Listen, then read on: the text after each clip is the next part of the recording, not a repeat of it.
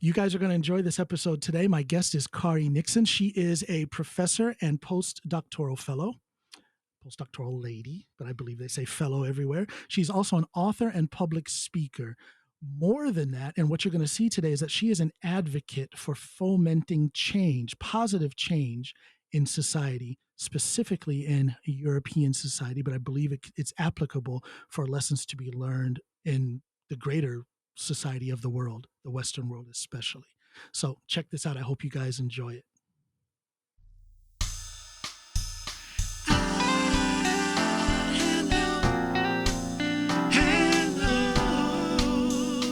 This is the Coming Home Podcast with John Allen. And welcome everybody to this episode of Coming Home with John Allen. I'm sitting here with Kari Nixon. Hello, thank you for having me. You came from far and wide to be here. Yeah, I suppose one could say I came from Trondheim. Yeah, but it's about a 6-7 hour drive. Yes, and we talked about this. We waited to have a time where I could actually come in the studio because an organic conversation is so much nicer. And that's very important to me. When at all possible, I would love for my guests to be here. I like to host them for real. I like them to. Yeah. And I think it's cozy. It's lovely. There's nothing like a face-to-face conversation. And the right person just lifts the atmosphere here, and you're doing that. So thank you. Well, I feel like whenever we've talked, like we can't stop talking, right? So then we're just like, okay, we have to just make this happen now. Let's just make it happen. Yeah. But the world's burning down, and we have our cup of coffee in peace while the world burns. Yeah, and can I just have one thing, and let that not be mistaken for the fact that I don't care that the world is burning down. I think I care maybe too deeply. I have a lot of distress about the way the world is right now. Do you really? And so I don't want to, be. But then there's times where I'm like, I just gotta have my cup of coffee so that I can keep fighting another day. Let me ask you this: I saw a reel that you did. I just saw it this morning, actually. Really? Just a few minutes before you came.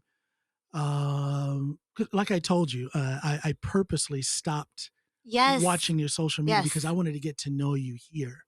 And I do that in general with my guests. When I'm first curious, I let them know, I invite them, and then I stop. And I let that unveiling of who they are and what kind of a symbiotic dialogue are we going to have. I let that unfold as organically as possible. But I did take a sneak peek at one of your reels.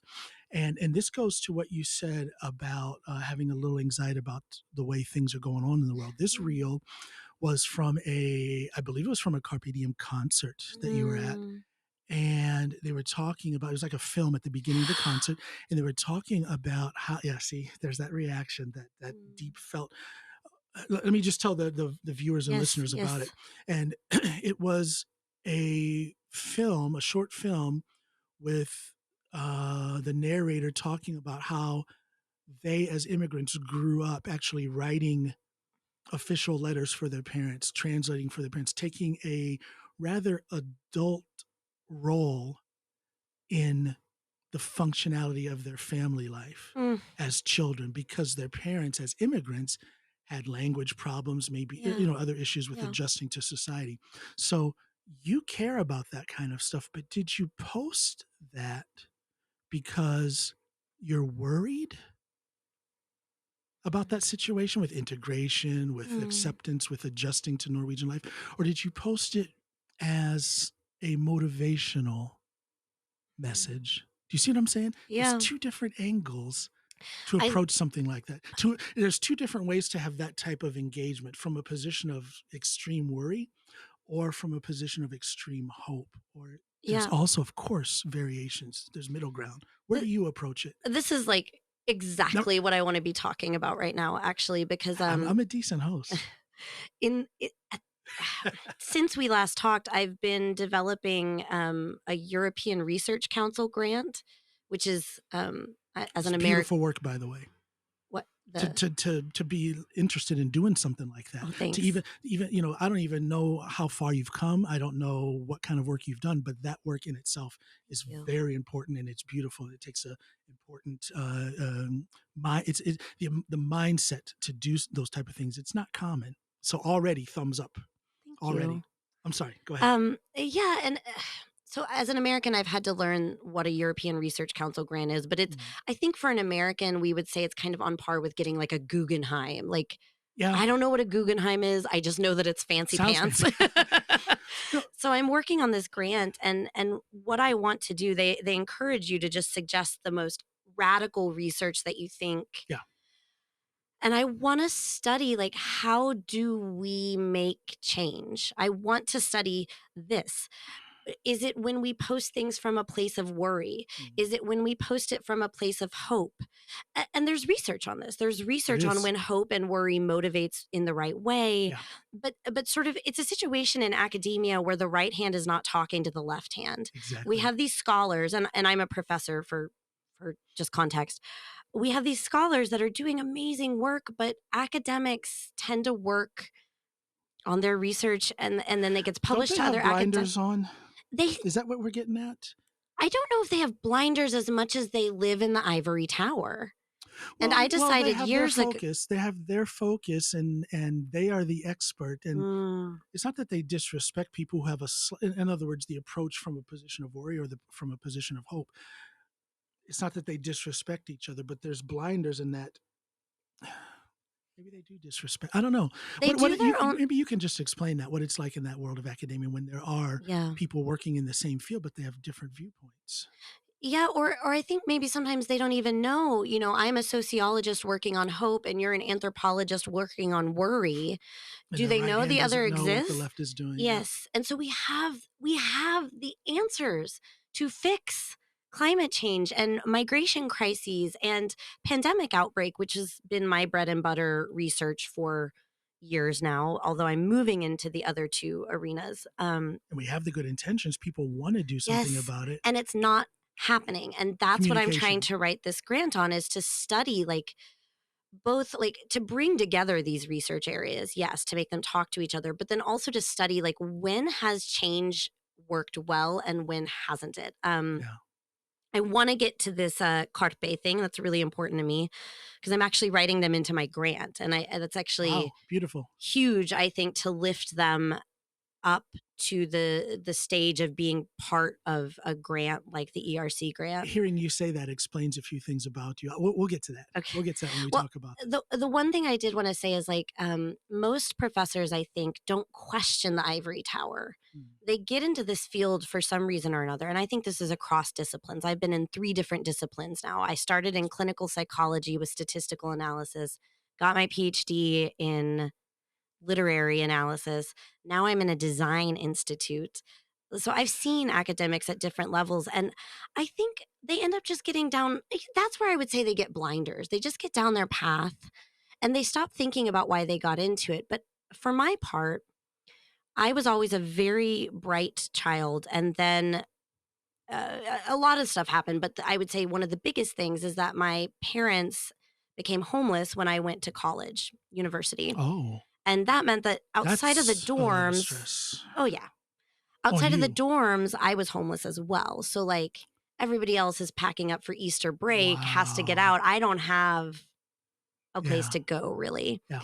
So, I don't ever want to over exaggerate the matter. I wasn't living under a bridge, but I do think we need to understand different levels. Homeless. Thank you. And we don't really have that spectrum down in our society. That homeless means most homeless people are not actually under bridges. There's a huge variety of living with on somebody's couch. And so for me, in America, many people even in America don't know this, but a PhD, if you get one, is funded. You get free tuition and then you get a salary. Right. And I always felt, I think from the perspective that I came from, that it was such a privilege to be in a way gifted this education, that it would be deeply unethical of me to use that gift that the universe gave me for nothing. I've always resisted the ivory tower. It's made it difficult sometimes for me to be employable. That's not how the ivory tower works. Right.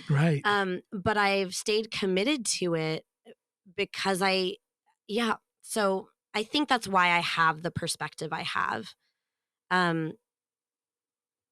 maybe I'll let you jump in here, and then I want to make sure we get back to the Karpe thing. Well, not to jump in, but just to give you yet another compliment. You said so many things that tell me that you're very grounded. In other words, you know where you came from, you know what your struggle has been, and you appreciate the lessons learned along the way. What deeper life lesson? I mean, there are deeper life lessons, but what a deep life lesson to learn just from being homeless. There's so much. I mean, that means a lot. There's different levels to it, and of course, you learn on the way emotionally. How do you handle that? Because that is an emotional blow to know. Yeah, to get that reminder when you see your fellow students packing up to go where? Home. Yeah. Where are you packing up to go to on Christmas break, Thanksgiving break, and this, that, and the other? There's a burden that comes with that, and I put things in a. I'm a competitive power lifter, so I use that analogy of carrying a load. The heavier the load you carry, the stronger you get. Now, of course, there are things such as mental and emotional trauma, physical trauma can get in the way of a person's development. In other words, carrying that load can also be damaging. Right. But if you're gifted, if the universe lines up right, you end up carrying that load, and it will make you stronger in some fashion. It'll do something with your resolve. Now, here you are in a situation as a professor, you have to have resolve. In other words, you have to prove something in order to get your work done. It's a matter of resolve, of focus, of discipline. How did your journey, through your times of hardship, sculpt you to better be able to do the work that you're doing now? For example, working on this grant. You are a very good host. Thank you. I love what I do, and people like you make it easy. So thank you, and right back at you. Sometimes I think it's borderline something I can't shut off in a way. So like, there's times in my life that I think like, okay, this is not always a superpower, I suppose, or superpower can have a dark side. But sure. No, I think this is something I talk a lot about on my social media channels. So maybe it's too deep and dark too fast, but here we go. So I'm a survivor of Munchausen by proxy, which if people... Do you want to explain? No, go ahead. I know what it is, but tell our viewers. I want to hear somebody else explain it for once. I'm always telling people what it is. Munchausen by proxy, and I'm going to talk in very untechnical terms. I'm just going to explain it as I know it to be. Let's say, for example, you have a mother who may not even be sick, but she thinks she is sick, and she reflects that sickness onto her child. Her child is not sick, her child's not autistic, but she'll run her child through a barrage of testing to find out if she's autistic, and maybe even, and I'll put this in air quotes, succeed in getting a diagnosis of autism or ADHD or whatever on their child. And it's almost like some sort of relief for the mother to actually have succeeded in that. Means a lot to me that you know what it is. Thank you. Many people. Well, I'm a curious man, so that is one of the things in the course of my adult life that I've kind of looked into. My abuse did not look like what people see in like Netflix dramas. And so I get on a huge soapbox of trying to show the world that like homelessness, this exists on a spectrum. Yes. So, one might call what happened to me mild on the spectrum, but in spite of that, so I think sort of the worst thing that happened to me probably is that I was on, from the ages of 15 to 17, I was on 80 milligrams of morphine daily. Good and I Lord. weighed 40 kilograms. Good Lord. So, mild, right? Yeah. And I have had a lot to unpack. Sure. I mean, there was a point that I was almost on disability in the middle of grad school for anxiety because I was so non-functional. And it makes me, for instance, passionate about the fact that if so, quote unquote, little happened to me, and I somehow managed to like overcome and be an author and a professor and all these things that are unusual outcomes from adversity, then I know there are so many people that need help, that have had quote unquote worse. I don't like to compare trauma, but have had more. And nobody knows we're out here. Right. Nobody knows we exist because Hulu makes it look one way. Right. I can identify with that because, there is a spectrum of trauma. Mm. Um, People experience homelessness in different ways, and the results of that homelessness show up in their lives in different ways. Oh. Same thing. I can do that.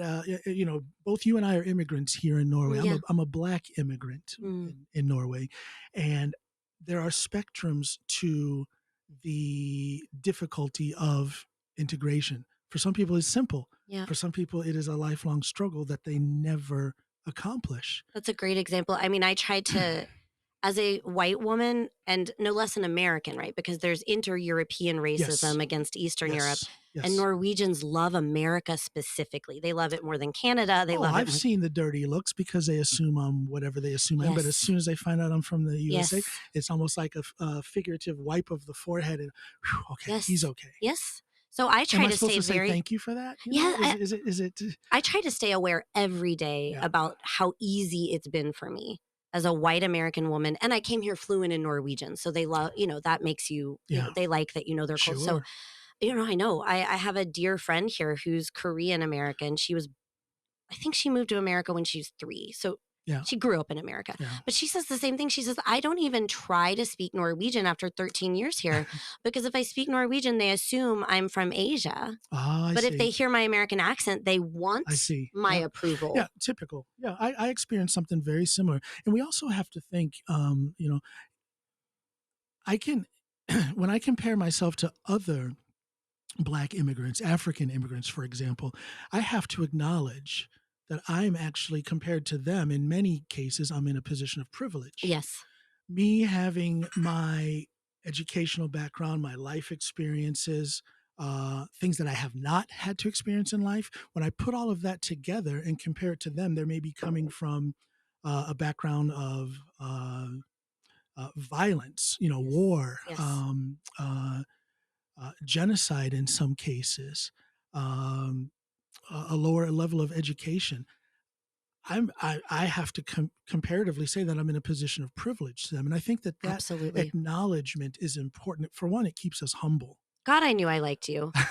Yeah, this is my thing. Again, you cannot compare trauma because we all experience suffering fully. And yet, I try to be aware that, I had this shitty childhood, right? It was fucked up what happened to me and it harmed me. Okay. That can be true. And I can acknowledge that I have a lot of privilege. I think I have a lot of privilege. That's what a lot of Norwegians, unfortunately, and also a lot of white Americans are missing. You took I was about to say that. Go ahead, say it, please. Well, this is what I think is missing in our society, that we almost, as we got these sort of a better understanding of extending sympathy and human rights to people that have been through bad things, there became, it's such a, I hate to say this, but it's such a colonizer mindset, and colonization is in our bones in America. So we inherited it.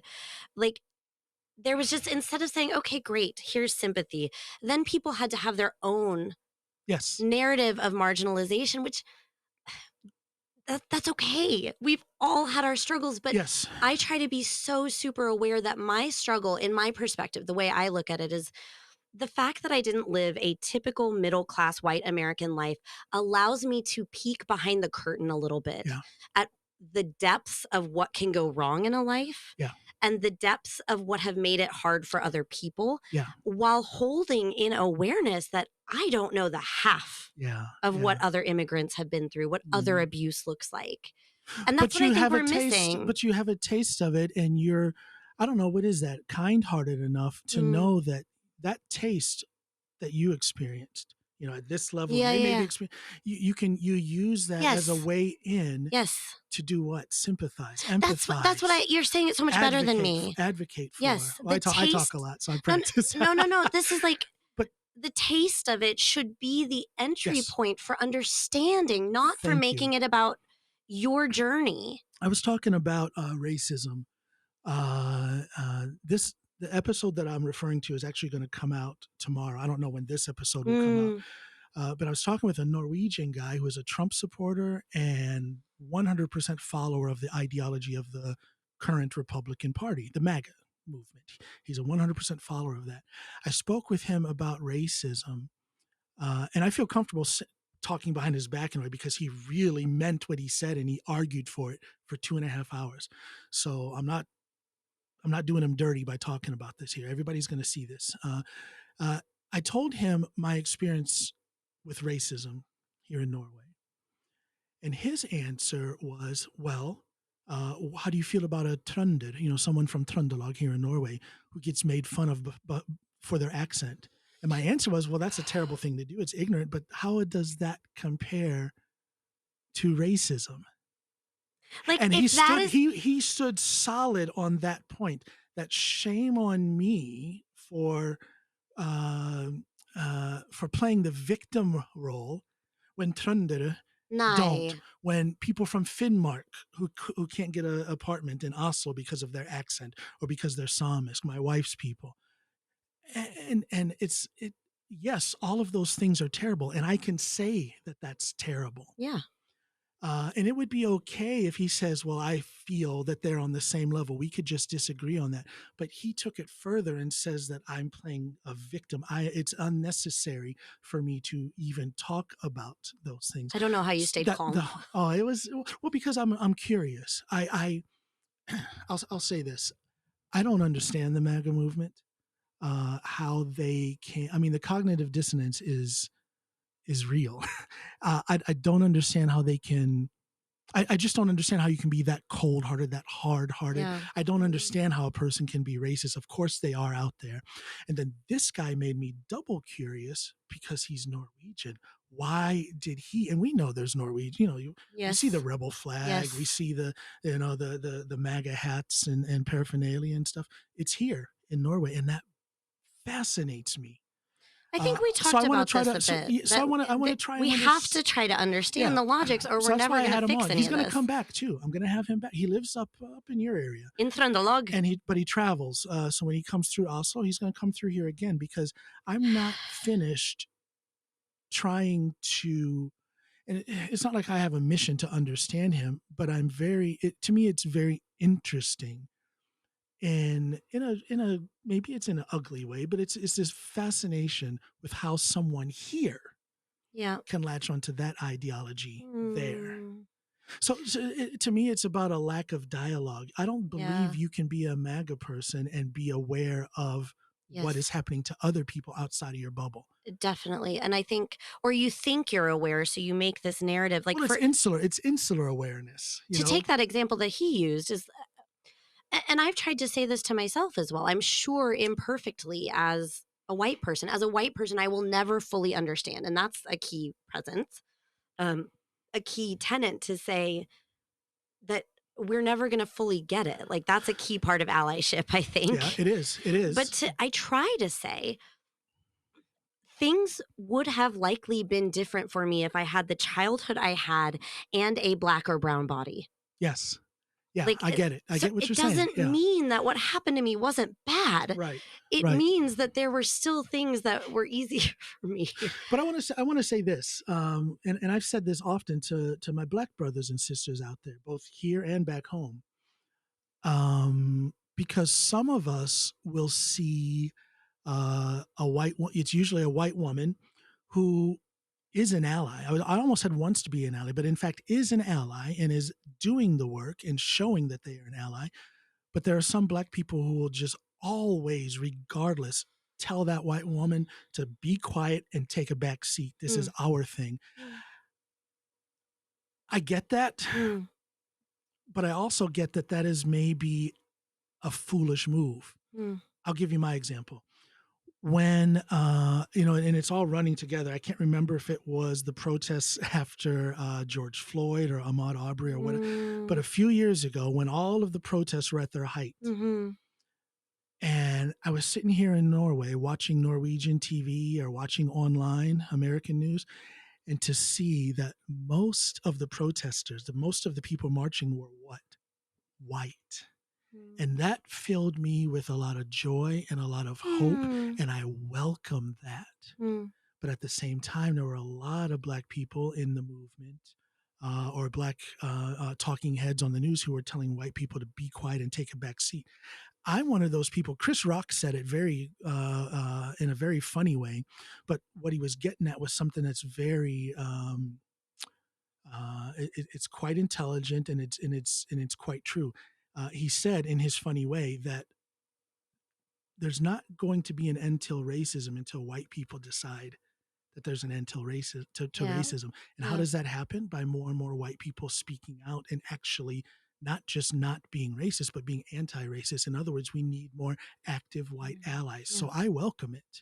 Yeah, I see both sides of it. And again, I think although the grant I'm writing is not going to be about racial politics of that nature because it's a European grant. And but tell us what it is, just so people know. The grant is about how we make social change. And I'm going to focus on like 3 different crises. And that's where I latch in on it, because the social change when it comes to racism in America, to me, that is mostly in the hands of white people. That's what I'm talking about, the allyship. No, I'm very fascinated with it. I don't think in Europe they have enough of an understanding of American racial history in their viscera. Yeah, they don't. And so I can't really do that there. But it's the kind of thing that I'm wanting to think about. What is the way forward when it well, there is no let me there is a 200-year history of white women being the whistleblowers to cause Black male death. Yeah. In many ways, the things I've read say that they fear white women more than white men. And so I get it. Like, I get that there's a point at which it's like, and we white people, I mean, I don't want to exclude myself. Like, we can suck up all the air in the room. So, like, I get that the allyship can be wrong, but I do also see the conflict you're naming, and I have watched it, and I've sort of watched with the curiosity that is quiet and takes a backseat so that I don't suck up all the air in the room. But my curiosity is, how do we learn how to be good allies if we can't dialogue, if we can't ask questions? That's key. Yeah, and I don't, and you don't want to ask people for emotional labor because people don't want. So but the dialogue is key, and that's why I think that in America, the Black people who tell white people to just be quiet, I think they're doing a disservice to the efforts that they actually want to incorporate to leading to change in America. But I also think, and I get it that your grant is a little different because it is European based, but I do believe that situation in America with allyship and how it should be incorporated, I believe it's relatable here. Excuse me. If we talk about integration, in Norway, of course, the immigrants here in Norway, be they white, brown, or Black, they are speaking out and they're doing their thing, and of course they should lead the movement. But is there going to be real and lasting change if ethnic white Norwegians do not get more vocal and become more effective allies? Well, so this podcast episode is going in my grant now. This is so natural, the way it came back to the Karpe thing. And just to remind everybody listening, you were mentioning the thing that got put up on the screen about their experience. Can I put a link to it so people can? I'll put a link to it in the episode. And they projected on the screen their experience as first generation Norwegians with immigrant parents doing this emotional labor for them. And this is why I'm fascinated by what Karpe is doing, because Karpe, if I'll just explain quickly, it's a rap duo in Norway, and one of them is half Egyptian, half Norwegian, and one of them has parents from the state of Gujarat in India. They have been they've been known since 2006. They had a very hit single, and they got increasingly famous. And then once they were really solid in their fame, they've always been kind of anti-capitalist. They've always been talking about being brown in Norway, always. From day one. But once they got really rock solid famous, they started incorporating sounds from their cultures into their music, as if, in my opinion, to say, and dare I say, I think they agree with me to an extent, because they've officially liked some of my reels where I break them. It makes me blush. I love it. So I think they don't think I'm totally wrong. That I think there is a message to say that integration is bidirectional, Norway and other majority cultures, that Yes. we have already affected your culture and shaped it with our cultural background. So open your eyes and learn that this isn't a debate anymore about should we, shouldn't we be here. It's we've already changed you, and you've changed us, and this is something more than the Norway of 50 years ago. I have some viewers on a thread of YouTube comments that will strongly disagree with that. They abhor the thought of us immigrants, especially Black or brown immigrants, changing the Norwegian culture.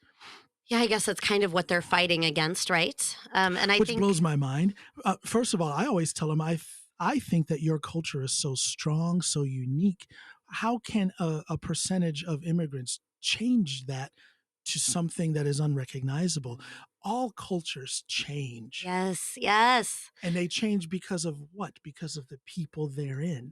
Well, and so if it's you going even to change, but what's negative about it? What is so bad about Norwegian culture circa 2000 as opposed to 2023? Yes. What has changed for the worse, culture wise? To your point, the singer of Karpe, one of the rappers, Shirag, who's from India.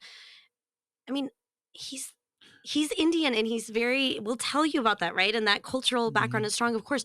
But in my American perspective, he's also so Norwegian. Absolutely. He doesn't like to single out individual fans, much to my American chagrin, because of Janteloven. Exactly. Like, that's not done. Thank you. So it's like, as you say, like, the culture is so strong here, and immigrants don't just wipe out.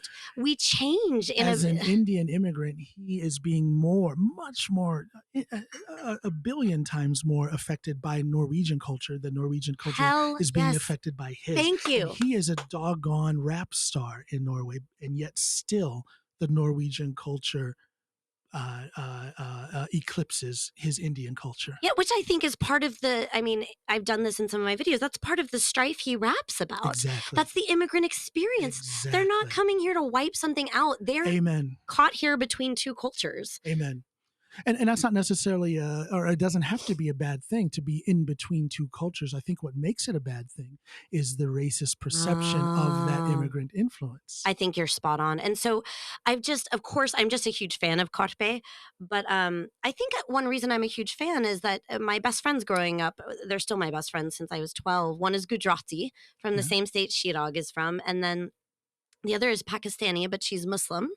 And the Egyptian singer of Karpe, I believe, recently had sort of a cultural, not a cultural, he kind of converted to Islam, even though I think he was culturally raised that way. I want to say I saw something about that in social media a while ago. Yeah. I think spiritually he's kind of owned that lately. And so he's more practicing Muslim. Yes. Yeah. And my best friend growing up, she remembers, we went through 9/11 together when she was the only one wearing a hijab in my high school. And me, she said she remembered we did a live pulling apart the Islamic lyrics in Karpe. Yeah. And she said she remembered that we were the only family that came over with flowers and tried to protect their hearts as and that's not to virtue signal myself. It's really to virtue signal those two, because as I've said by now, I was abused, and their mothers, their families fed me. Yeah. Their families let me sleep there. Their families took care of me when my parents didn't. So I've always seen the beauty of these cultures and use sort of the trauma that happened to me as an opening to understand sort of more difficult things people have been through. So when I see Karpe using their fame to then stop and do this almost performance art moment of this monologue on a screen that tries so hard to get into the heart of white Norwegians and say what we're saying here. Say it in a way that goes right to your heart and maybe gets past. I think art can do that. You're a musician. Yeah. Art can get past the sort of preconceived narrative you tell yourself. Yes. Yeah. And this is what I want to study about them is how have they both, because they couldn't have done this if they weren't known at all. They had to build the fame. I want to study the whole trajectory of how they built upon the thing they had, the momentum they had, and then pivoted through the art, through the catchy lyrics of saying Allah, Allah, getting a bunch of white girls to scream Allah. I mean, they're using the music, and they're using the music to force the visceral recognition that you've already been changed by them. Yeah. And then they put this on the screen. I think it totally is. And I just have to say this. I pushed my way up to the second row of that crowd in Karpe where no woman my age should be and where no other woman my age was. I was surrounded by 20-year-olds. Too. I'm a very tiny person, but it helps me move under elbows. And like, that's true. People were passing out. And I'm very much, you asked about how I've gotten drive to be where I am. I often think of myself like Hamilton in the musical. Like I wrote my way out. Okay. I just worked and worked and worked, and sometimes I can't stop. So I had a little bit of a dark side where like people were passing out, and they would get lifted out of the crowd, and then I would just take their spot until I could get to the front. That is almost a literal depiction of survival of the fittest. Yeah. This is how I survived childhood, and here I am getting to the front of the mosh pit at Karpe at 37. Every Black and brown person around me was weeping and holding each other when this came on. Yeah. And if they were, as they often were, there with a white friend, their friend was weeping. Yeah. And I saw Karpe sharing with a crowd of 20,000 what I had a unique ability to see through my N = 3 growing up. Well, that clip, that reel that you put out there, and I'm telling you, people, look in the description of this episode. Doesn't matter if you're watching on YouTube or listening on a podcast platform like Spotify or Apple Podcasts or wherever you're watching or listening. Look in the description of this episode and you will see a link to this reel that we're talking about. It's quite a moving moment. I'm so glad. It was hard to capture it in the Instagram post, but it came through well on that reel. It grabbed me. It really grabbed me. And again, I think it says something about you and your dedication to fomenting change. Am I right when I say that that's maybe at the base of what you're doing? Yeah, you asked like what motivated me to post it. What is that? Some of it is the curiosity to understand, right? How can we do this better? Yeah.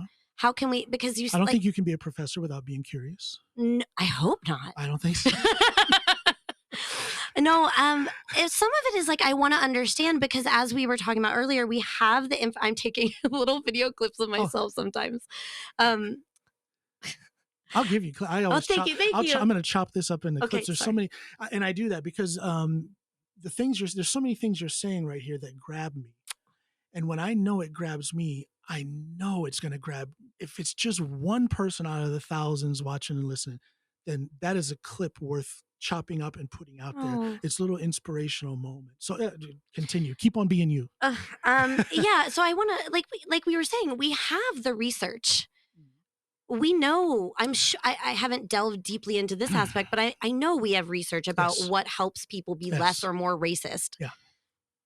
And we care. Many of us care. So why aren't we doing something? And so I thought Karpe is one of a few examples I will try to study in this project. Yeah. It's a really good example where you're taking one very sort of traditionally seen as homogenous society and they are making it do things it doesn't want to do. Yeah. So it's a great way. We should look at that. I think so. It's worth studying. It's worth seeing how did they do it. And you're literally studying it. Yeah, I hope so. I think you're at the beginning of a great story. People are going to want to know what you found out. I want to know.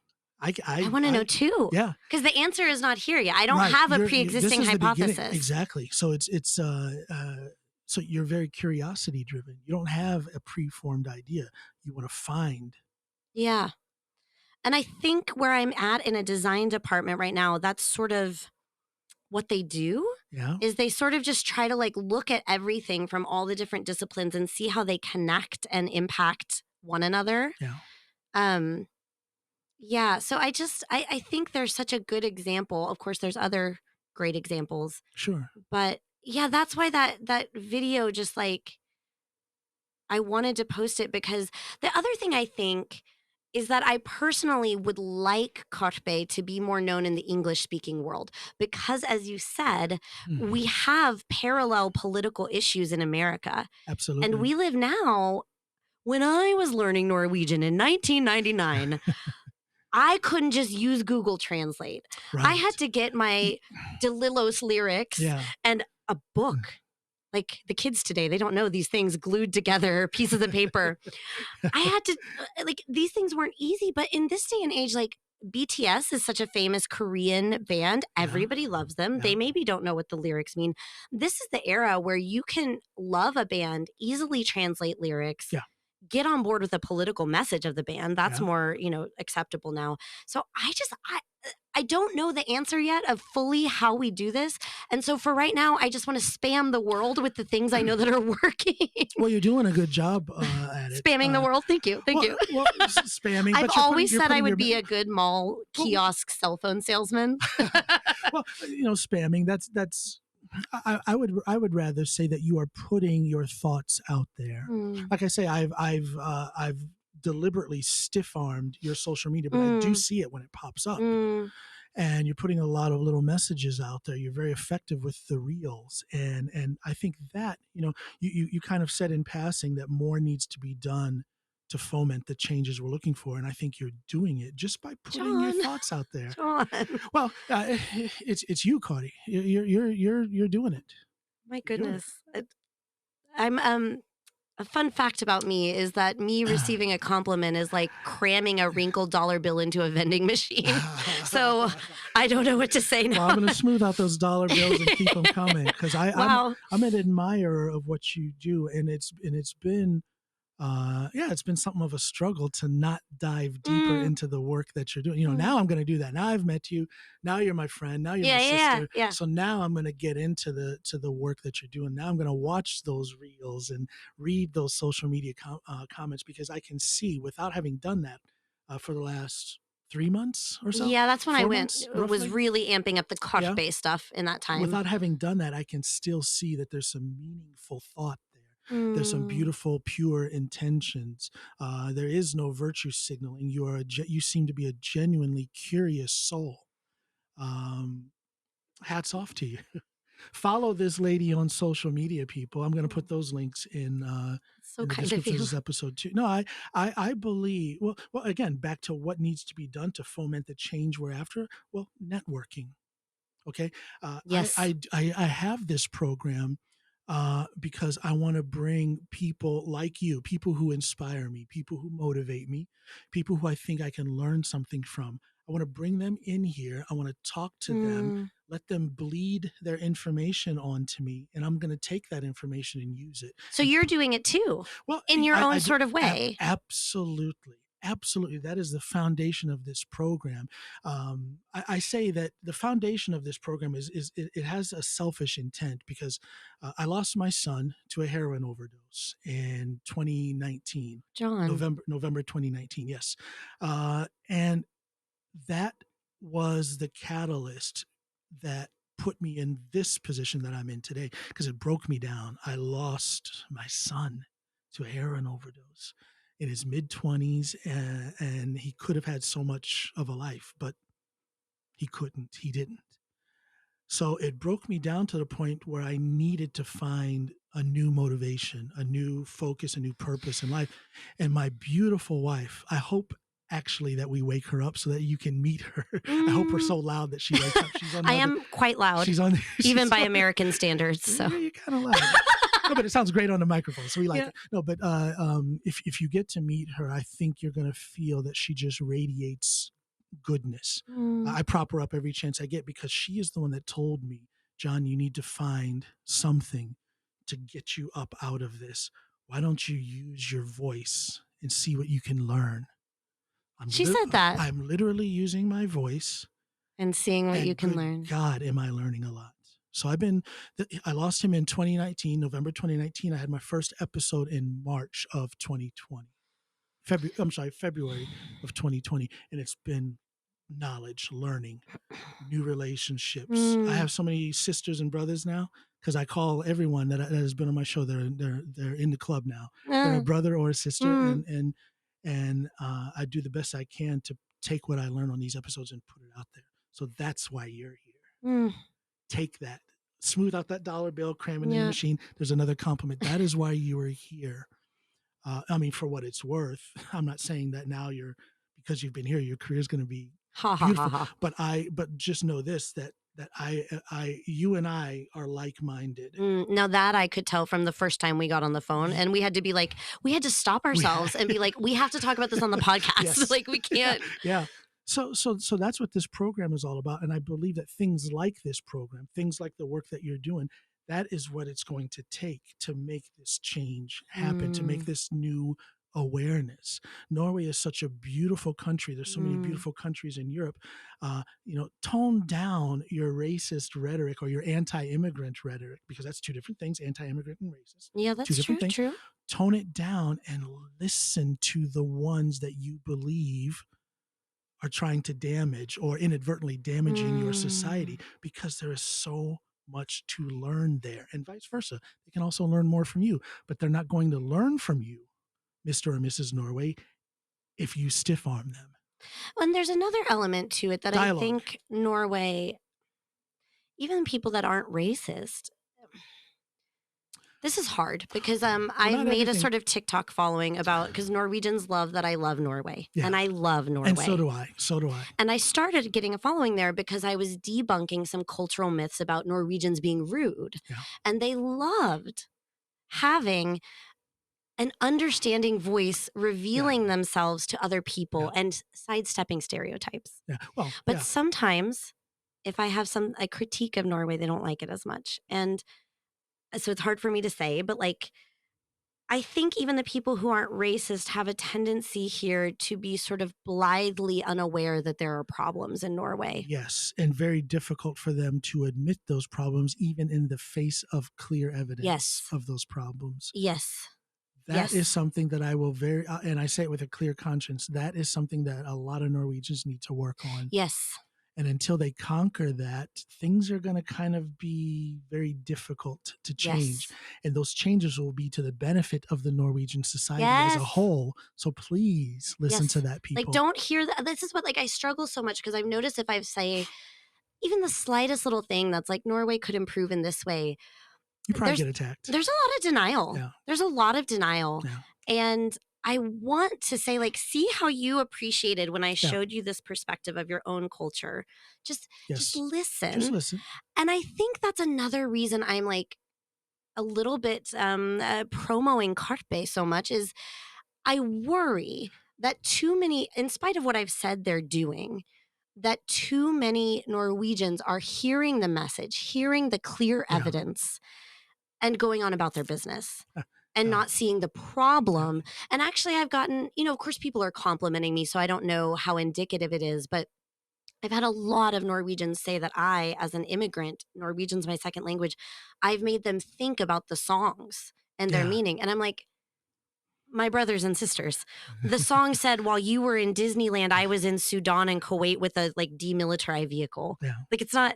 Yeah. It's your morsmal. It's not my mother tongue. That is so typical that they just don't go into the message. And so this is another reason I'm doing what I'm doing, because I see that Karpe is they're doing the hard work. I'm not up there doing a show for 18 months, but are people listening? And that's what I can help with, because maybe. There's a lot of lessons there. And if you can help people to listen, I do believe that it can be real change. So I think you're on the brink of something very, very meaningful. Do you really? I'm going to predict that. I'm going to prophesize. Really? I truly believe that you are on the cusp of something. Something big is going to, yeah. I felt, I want to talk to you about this because you're a musician. And so maybe you have some insight, because I have felt that maybe it seems a little silly to some people because I love this group. And then suddenly I'm wrapping it into my research. Like maybe I'm just fangirling over here, but I believe that I loved their work because of what it was doing, and I'm working out. I don't know. Tell me more about what you're saying. Well, I think if you were just fangirling, then you wouldn't put it into your work. You would just make a social media post, but you're actually putting this into, you are a professor and you are working towards a goal, an educational goal, and you are incorporating their music. Now that's powerful. That's a huge statement. That's beyond fangirl stuff. I think music is a mover of society. It always has been, and it always will be. And people think that that's gone now, but it's not.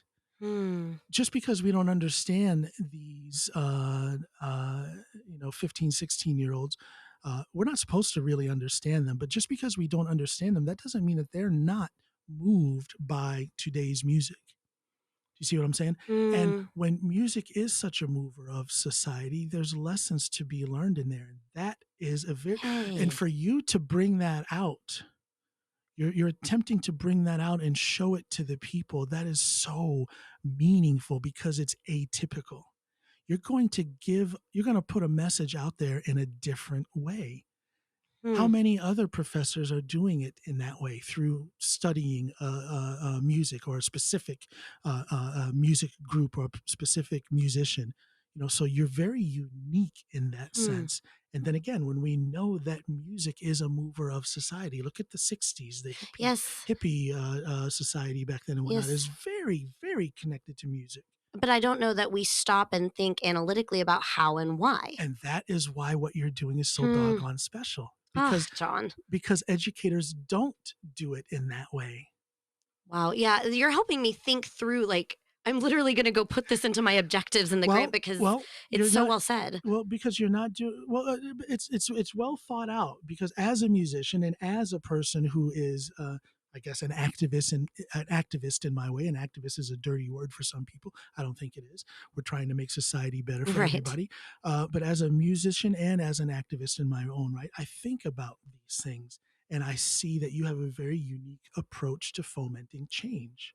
You're not just a musician and you're not a music fan and just a professor. You're a professor who is a music fan and you're incorporating both of those things into your teachings. You're right on the edge of something big. Oh, I hope so. I do. I know you. I know it.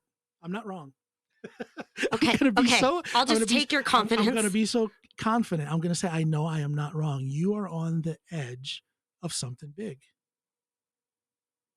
You are attempting and you're going to succeed in educating in a unique way.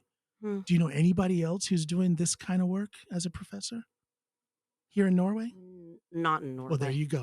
Well, there you Not go. in Norway. There you go. So you are in a very, very unique. I'm in a unique position. There is no Black program leader in Norway. When I get, I'm going to say this. Talk about a position of privilege. I can admit this. I'm in a position of privilege in that not only do I have my own platform, I get called in to NRK. Do you? I was going to ask. I've been on primetime news at 7 p.m. I've been on primetime morning news on TV2 several times. I've been on prime radio spots on different NRK channels, both local, regional, and national. That is a position of privilege. That is a special and unique thing. You're doing something special and unique. Special and unique opens doors. And those doors, when you walk through it, you can just pluck from the shelf and put it in your pocket, or you can pluck from the shelf and put it out into the world. Yes. Do you see what I'm saying? Yes. That's the position that you're in. You're about to walk, or you are walking through a door now, and you're plucking your own experience. You're plucking from the lessons within the music of the Norwegian rap group Karpe, and you're putting it out there into the world as pieces of education. And it's beautiful and it's very unique.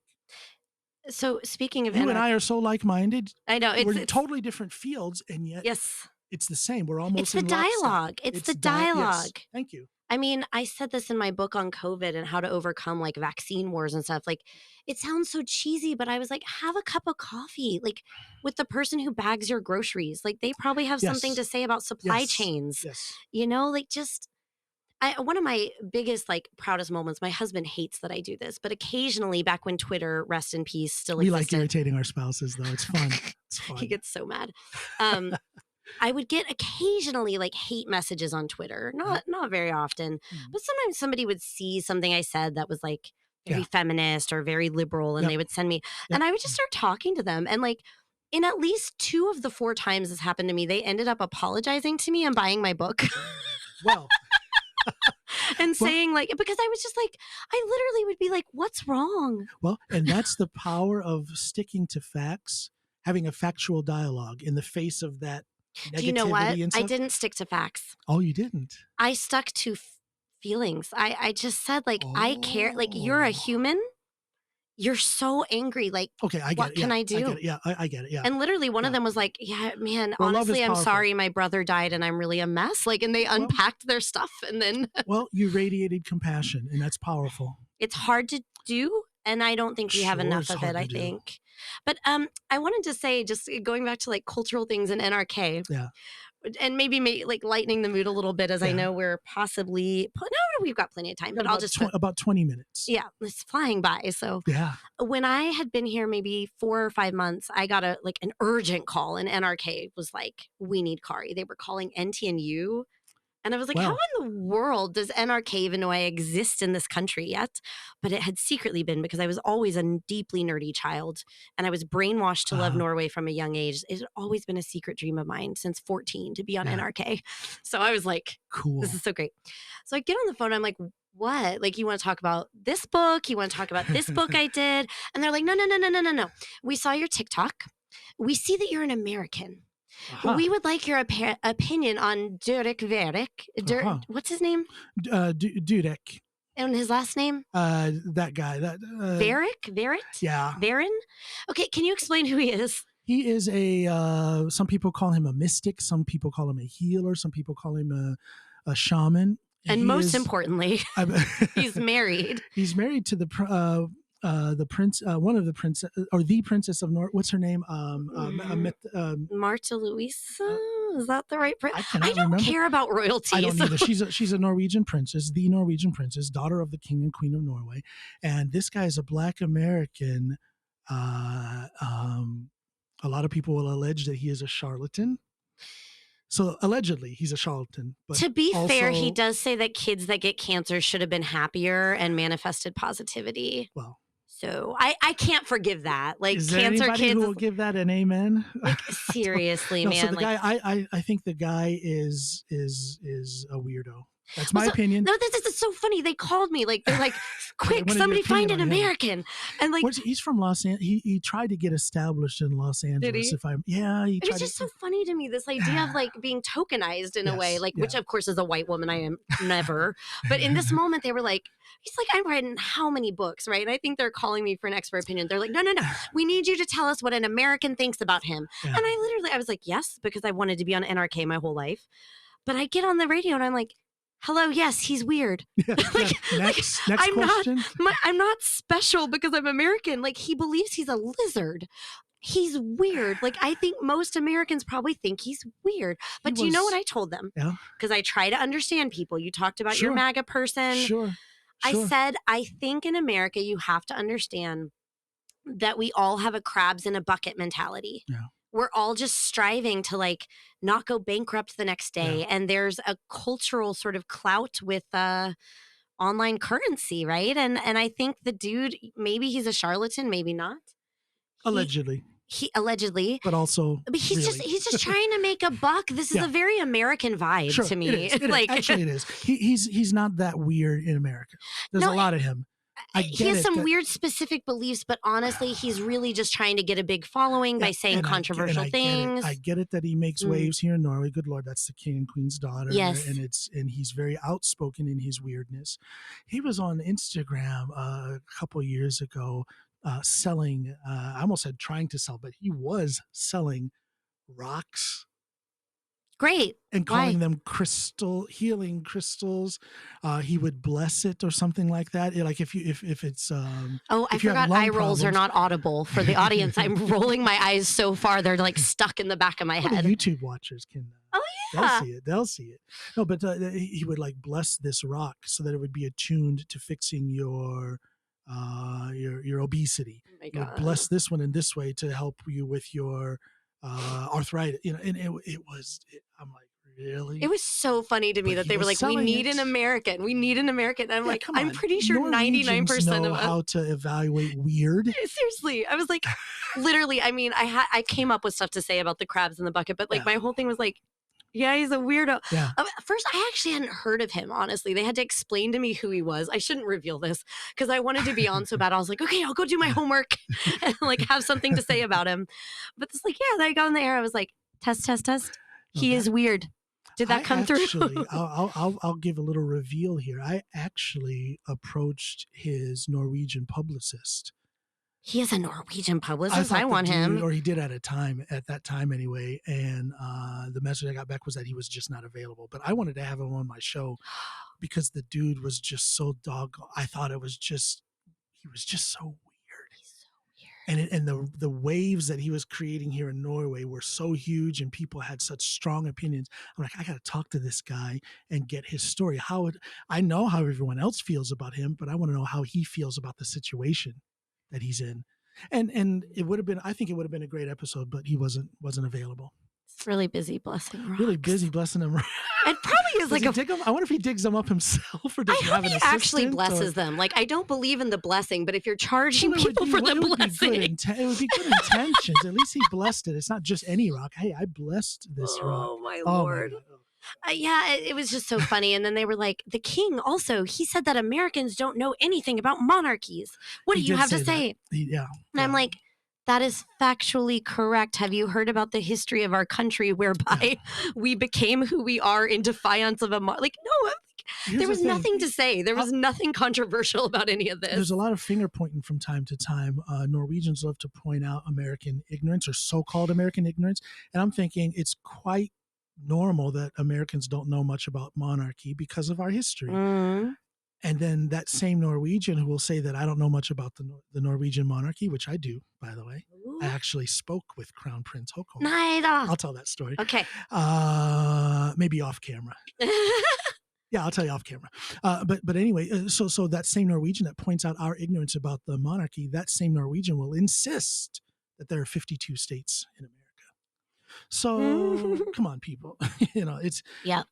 There's a lot to point at us, but sometimes we can just hold up a mirror and you're pointing at yourself. Yes. Sometimes. But I don't want to bash Norway. I'm not afraid to point out what's wrong in Norway, but I also point out what's good. We both live here. I've been here for 21 years. So and how was it? You've probably covered this on the podcast by now, so sure. I apologize if you need to do short form, but what was it like to be back in America in 2022? God, what day? I was here just a couple 2023. Months ago. I was here just a couple months. I know. I forgot what year it was. Oh. That was just. Come on, Kari. 2023. 2023. What was it like to be back there in 2023 as a Black person after what we're going through in America? It was a mixed experience. I'm from. Now, have you covered this on the podcast? But I'll say it again very quickly.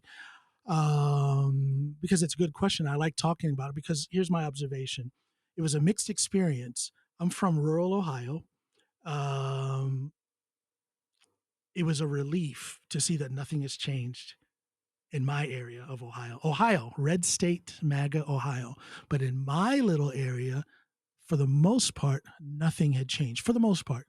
In other words, the people were still very, very friendly. It was easy to pull a smile in a conversation, in a kind word or humor out of the people that I would meet just out and about, walking across a grocery store parking lot, at the cash register in a restaurant, those moments that I miss so dearly and that I was afraid were gone. They're still there. Relief.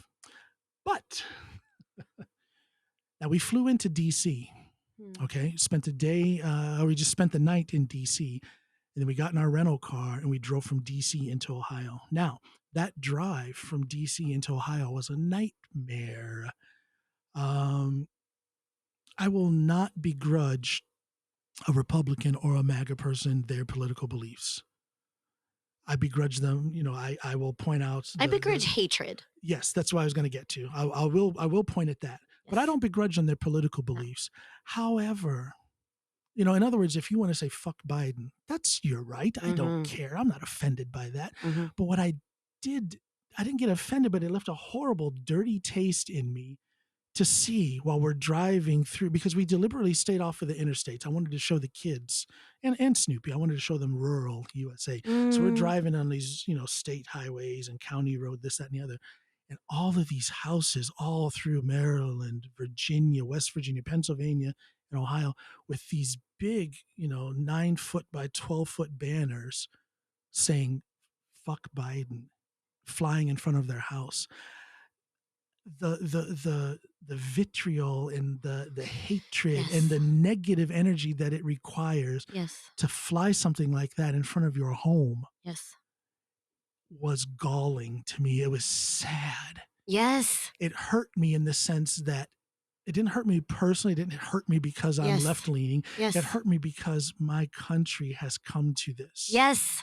I got really loud. I'm sorry, but I think they like to. I've got a compressor on that microphone, so it pulls it down. Keep on being loud. That's okay. No, no. But they like. I hear like conservatives say sometimes like, "Oh, I love to like make liberal snowflakes mad." I'm like, I'm not mad. It kind of like I'm kind of sad that we're this angry at each other. Yes. But I don't think we're that angry at each other, because I think most of that vitriol, and I'm going to get eaten up in the comments on YouTube, but I think most of the vitriol and hatred, 90% of it, is coming from the right. Do you know what somebody told me? And she was right-leaning. She's my good friend. And I think I've tried to say this, but I couldn't find as good of words as her. She says, the worst lie that we ever all believed was that none of us have anything in common anymore. Yes. Between the right and Somebody the left. told us that, and we started to believe it. And who wins? The fucking politicians. None of whom, like, can we not get back to the good old days when we realized they were all crooks? Yeah. I mean, I'm sorry. Donald Trump is more of a crook. Sorry, not sorry. But like, none of them care about me. No. None of them care about you. There was this level, let me say, an accepted level of callousness and even criminality in politics. Yes. And then Trump came, and now this open, blatant, criminal, racist, xenophobic, misogynistic thing, is piled on top of that. Yes. And that's become the new norm. Yes. And that's changed our ability to relate to one another as humans. I saw that driving these rural roads from DC and into Ohio. We stopped at 2 restaurants. One where the waitress was just, the YouTube people can see the look on my face. She was just like, can I take y'all's order? And she was it was obvious that, she did the thing looking for me to Snoopy and me. She had an issue with the color of my skin. It was pretty disgusting. There was another right across the Pennsylvania border. This was on the way back from Ohio to DC. Right across the border, maybe 10 minutes across the border. I can't remember the name of the town, or else I would call them out. And I'm serious. It was a small town, and it's worth it to call them out, because this was I now want you to call everyone out in just that tone of voice for me. Well, it's like out of a movie. We walked in to use the bathroom, and we were probably going to buy something to drink or something. First, the babies walk in like maybe 30 seconds ahead of us, and then Snoopy walked in about 5 seconds ahead of me, and I came in last. And it's almost, if there was a record player going, it would have been, and everybody in this restaurant, I'd say there's maybe 30, 35 people sitting there, mostly men. Every head turned, and all conversations stopped, and they just stared. Now, you see on YouTube that people know I'm a power lifter. I'm not a big tall guy, but I'm a big guy. I'm very muscular. I can take care of myself. But just put yourself in that situation. Forget about the physicality of it, that there's 30, 35 people looking at you that way. What does that do to you emotionally, mentally, your image, your self-image? It like I say, it's like out of a movie. Everything stopped, and they just stared at me as I walked by. And then same thing. And then I made sure I told the kids, I grabbed them before they went into the bathroom, we're walking out of here together. That's how threatening that situation was. And of course, I joked about it afterwards. I said I was measuring the length of their beards, because that gauges how racist they are when they give you that. The bigger the beard, the more racist. This is what I think I wanted That's a joke, to people. Sort of get at earlier, is that for instance, that I may have gone through in my life, I always, and maybe it's because I grew up with friends from different backgrounds. I don't know. But to me, it just seems so obvious to accept that I have never had to walk into a place and be, maybe as a woman, be terrified for my safety because people hate me. And because of the color of my skin, like that does something so. And even as a woman, it's not hatred. It's just that they want to take advantage of you because you're a woman. Which is different again. It is totally different. It's quite legitimate. Yes, it's to be feared. But it's a different topic. But it's different.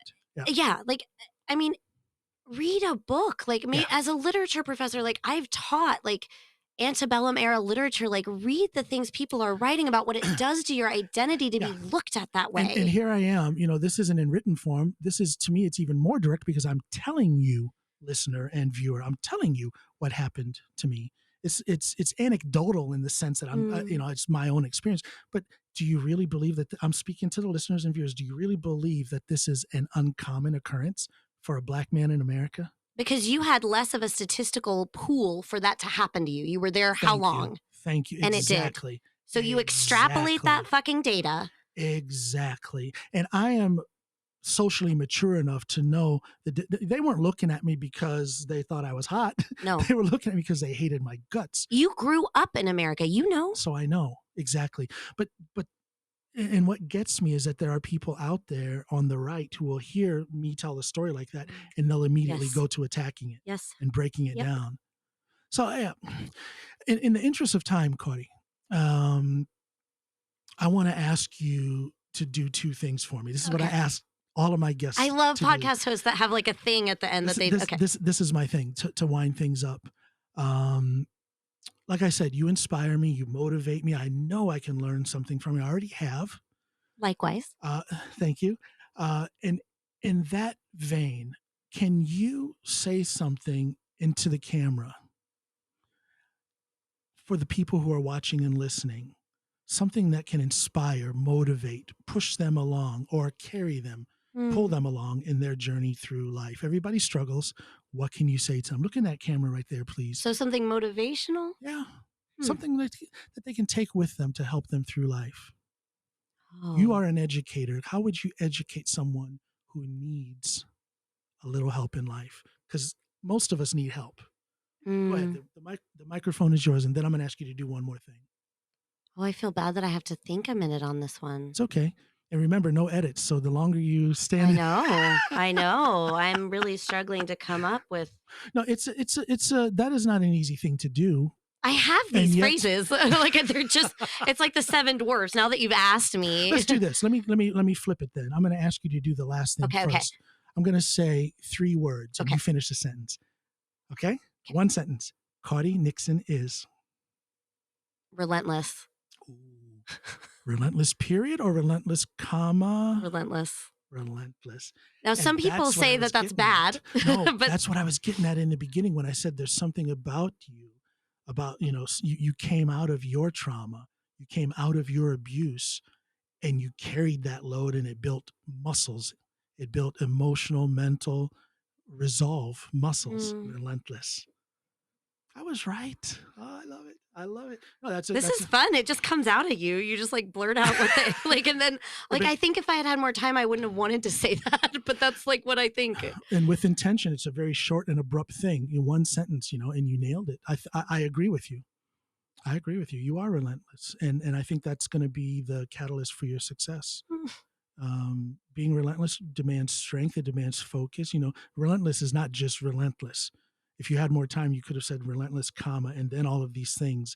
We would have had a discussion about resolve and focus and planning and self-image and all that stuff. So there's that. Now let's go back to the other thing. Okay. Can you now say something to everybody watching and listening? Yeah. So this might just be so cheesy, but it's what I think about a lot. We like cheese. Gotta have it. I think that deeply that everything we are and everything we've been through makes up particle by particle what we have to offer. Yes. And so even the things that in the moment have been horrible and the things that have like scarred me on a soul level have still allowed me to be the person that I think still gives meaning to other people on some small level. Yes. Whether it's your neighbor or your dog. Or your podcast host. Yes. So if one little thing like the butterfly effect had changed in your life, you wouldn't be the contributor that you are. And I think paired with that, this is a little bit spiritual, I suppose, but like, I really deeply believe that we are all here for a reason. And I don't mean like all of us. I mean, like, I think almost like on a matrix level, like each of us has a part in this chess game. Yeah. But I think we get to decide what that part is. I think we do. I don't think we're just moved along this path to be evil or like we don't get to choose. And so you can take all these particulate matters that I think, and I mean that like on an atomic molecular level, I think have changed you and shaped you through the good and the bad. And you get to decide what to do with that now. Yes. I like it. Take that. Maybe cliche, but that's what No, it's not cliche. It's very applicable. Does everyone say that? It's very. Does everyone says that same thing? Everybody. Does every guest say this? No, every guest has their own version. We all interpret motivation and inspiration in different ways. So I find it everybody comes at that question from a totally different angle. Okay, that's fine. So now I'm going to go listen. Yeah, so it's very unique what you just said. But everybody comes with their own unique message to the viewers and listeners out there, because we all walk different paths. Okay, I have to go listen to all this now. I love this. Love it. Everybody do that at the end of all of my, well, not all of my episodes, but I'd say the last maybe 75 episodes, roughly. I ask my guests that, and it's always interesting. So everybody go and check that out. You could compile them someday. I'm going to. I do all my editing and stuff myself, so it takes time, but I'm working on that. I thought you said there were 3 things that you give one word. I said 3 words, Kari Nixon is. I thought it was 3 questions. I was still waiting like a student for a test. Words, 3 words. Okay. Listen, we're going to cut this short, unfortunately, but we shall not talk about why. I told you not to ask me on the recording. Well, you travel to Oslo from time to time, and I want you to know you have an open invitation. Every time you're in this area, please let me know. Oh my and God. if we can make it happen, I'd love to have you back, because I love this. That'd be great. We could talk for 3 more episodes, I think, at least. I think we could do that easily. Yes. Easily. So you have an open invitation. I think you're a wonderful person. I think the work that you're doing is beautiful. And like I said, I think you're on the edge of doing something quite significant. So I'm wishing you the best in the work that you're doing, and keep me informed. It's going to be uplifting. I know it is. Awesome. Thank you so much, John. I'm going to put all the links to your contact information out there, so you might get some people hollering at you. So come find me. Check her out, everybody. She's quite the inspiration, as you have seen and heard here. Thank you so much for coming. Thank you. Thank you all for listening and watching. Remember, go to my website, johnallenpod.com, JOHNALANPOD.com. And there you can find out how to support the work that I do. The best way you can do that is to like, share, spread these episodes around, and even better than that, buy my audiobook subscription. It's only $5 a month. You get a new chapter out of my book every week for as long as I'm writing it. And listen to this voice. Just like, you want to hear that. My kids reading a hate book. it when I'm yelling at them. But check out my audiobook, if you would, please. It's only $5 a month, and it goes a long way towards supporting the work that I do. And I think you'll enjoy the audiobook. It's me reading it. It's my story, and I think you'll like it. So go out there, love and be loved, and enjoy the process. Thanks, everybody. Bye.